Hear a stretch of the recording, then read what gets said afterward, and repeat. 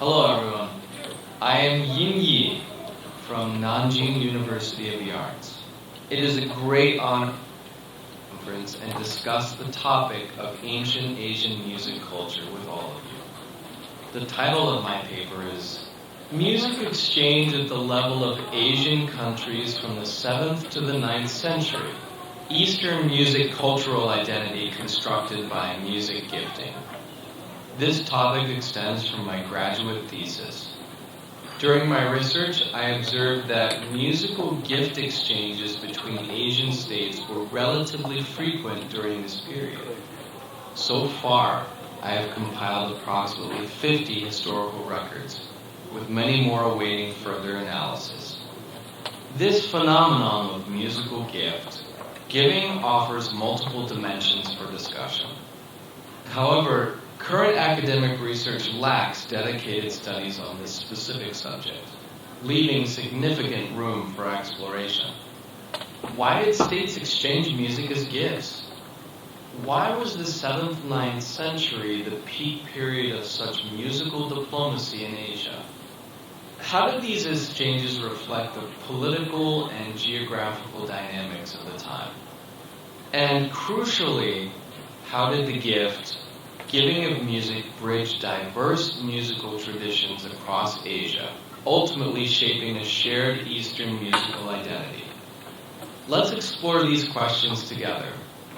First, it must be clarified that due to limitations in historical records, this study primarily examines musical giving between China and other Asian states during the 7th to 9th centuries. Consequently, there remains substantial unexplored potential regarding musical exchanges across ancient Asia as a whole. Then, what exactly was musical giving? Historical records indicate that many Asian states engaged in this practice during the 7th, 9th centuries.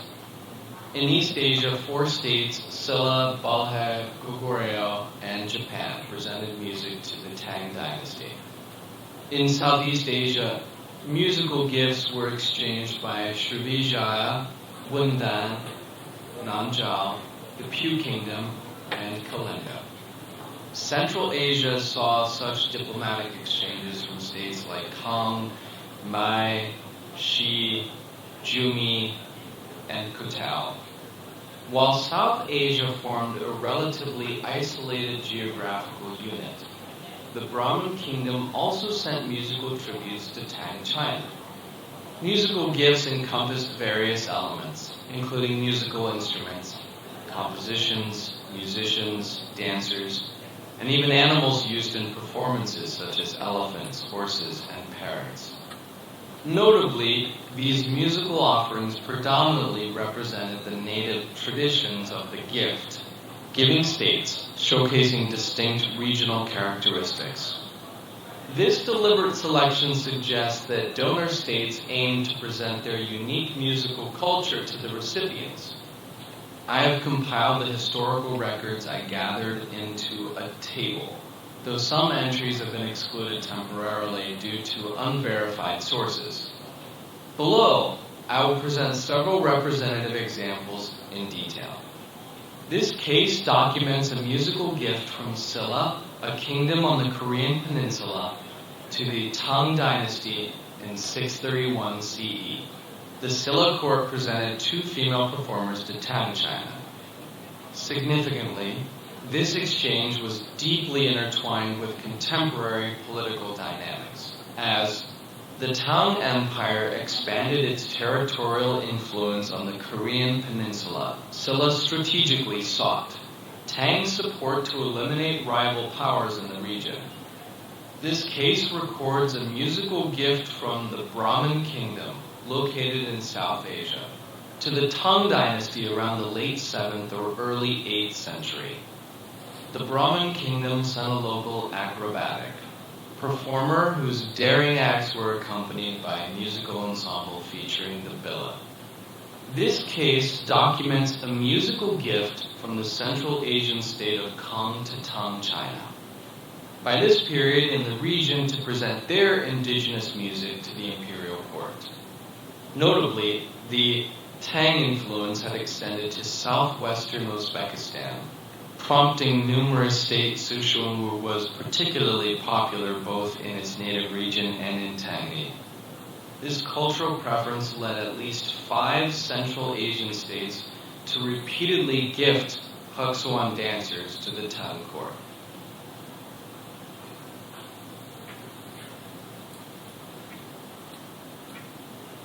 This case examines musical exchanges between Southeast Asian states Nanzhao and the Piu Kingdom with Tang China. Notably, the Tang court had previously gifted a musical ensemble to Nanzhao, suggesting reciprocal cultural diplomacy. While historical records are fragmentary, they imply Tang frequently engaged in such musical exchanges with neighboring states.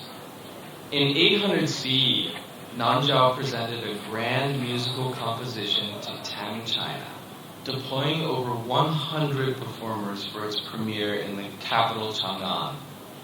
2 years later, the Piu Kingdom sent a 35-member ensemble that performed 12 native compositions at the Tang court, subsequently teaching these pieces to Tang musicians.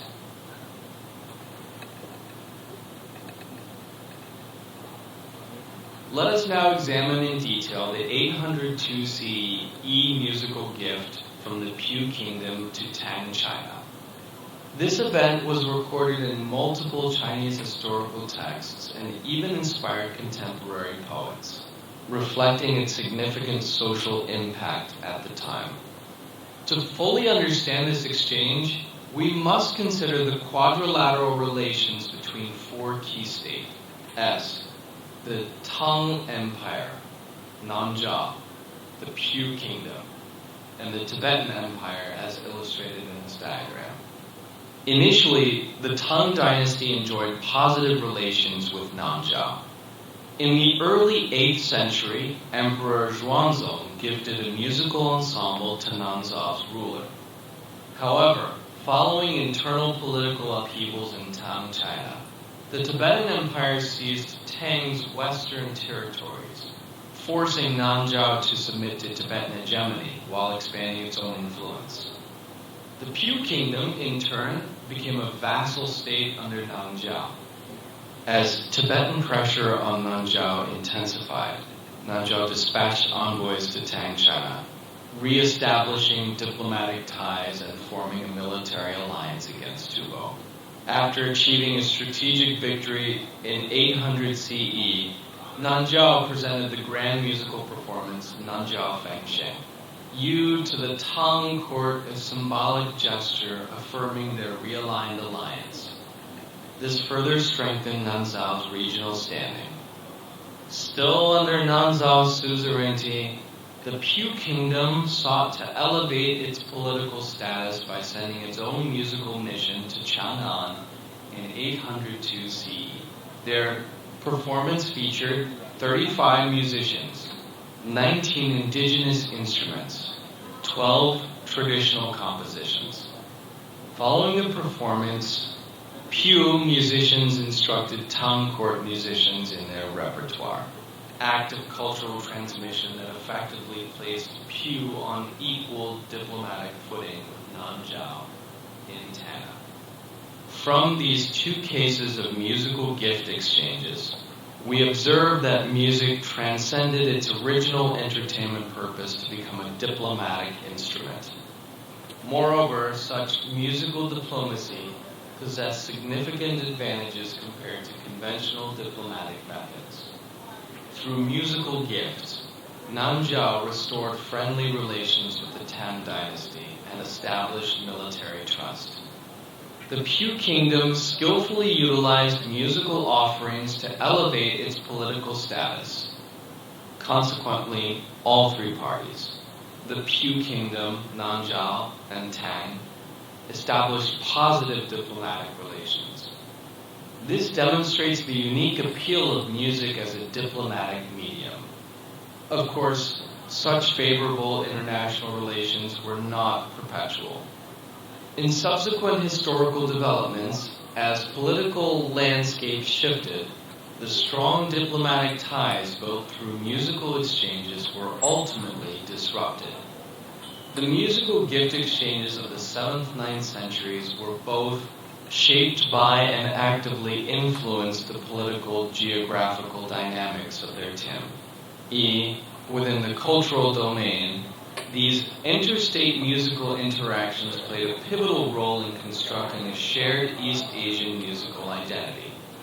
Key exchange of musical gifts between ancient Asian states at the national level represented the highest. Rulers' recognition of foreign musical cultures carrying significant cultural and political influence.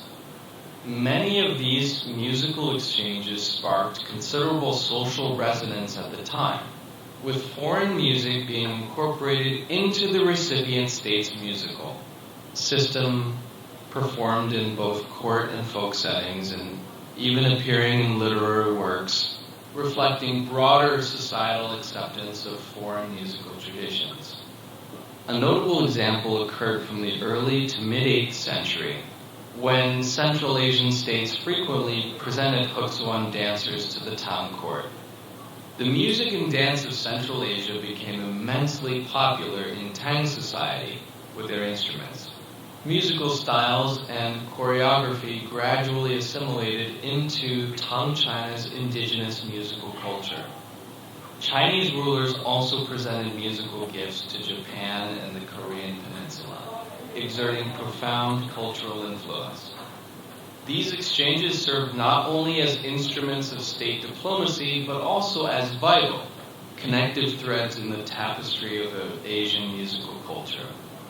In summary, while musical gift exchanges among Asian states were primarily regarded as instruments of political diplomacy in their contemporary context, they objectively exerted profound and lasting impacts on the development of Asian musical cultures. These practices merit further scholarly examination as they represent a dual-faceted historical phenomenon. They can be analyzed both as elements of ancient geopolitical strategies and as catalysts for transnational musical syntheses that shaped Eastern musical identities. However, the more critical question is, were musical gifts truly equal, or did they imply cultural hegemony? In my view, the political status between the two parties in musical gift exchanges was inherently unequal, manifested in two forms: the more powerful side bestowing music as a reward to the other party, or the weaker side presenting music as tribute to the stronger party. Musical gifts reflected the relative political standing between the parties involved. Yet at the cultural level, both sides in musical gift exchanges were equals. In the vast majority of musical gift incidents, the recipient state adopted an accepting attitude toward the foreign music and would actively perform the gifted musical pieces. Final summary. The practice of musical gift exchange among ancient Asian states functioned as a form of soft diplomatic instrument. Through both material exchanges and intangible exchanges, it facilitated mutual learning and shared development among Asian musical cultures, collectively shaping what became the East Asian musical sphere. Notably, the win diplomatic outcomes achieved through these musical exchanges embody the same core principles that underpin today's Silk Road Economic Belt and 21st century Maritime Silk Road initiatives. Thank you for your attention. I would like to express my sincere gratitude to the conference organizers for this invaluable opportunity, and to all the distinguished participants for your kind attention.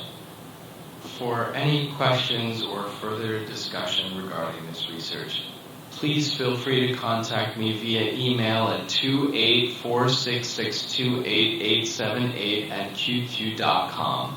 Thank you again.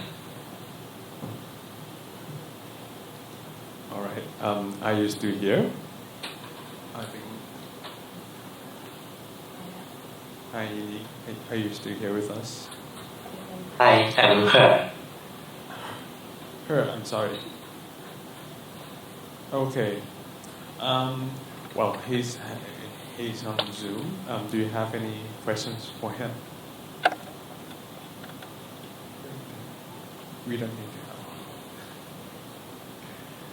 to have. Yeah. Any questions? Okay. All right. Well, thank you very much for sending in the presentation. I find it a very soothing podcast, and I would love to hear it again. And I think it's very informative, and I actually find it in Thailand at the moment we use this term soft power, and that's basically the music as a gift is one of them. So it's in a way very interesting to see what in the past coming back again, and who knows what will happen. But anyway, thank you very much for joining us. I would love to see you again. Okay, thank you very much for joining us. Thank you. Thank you. Okay, and also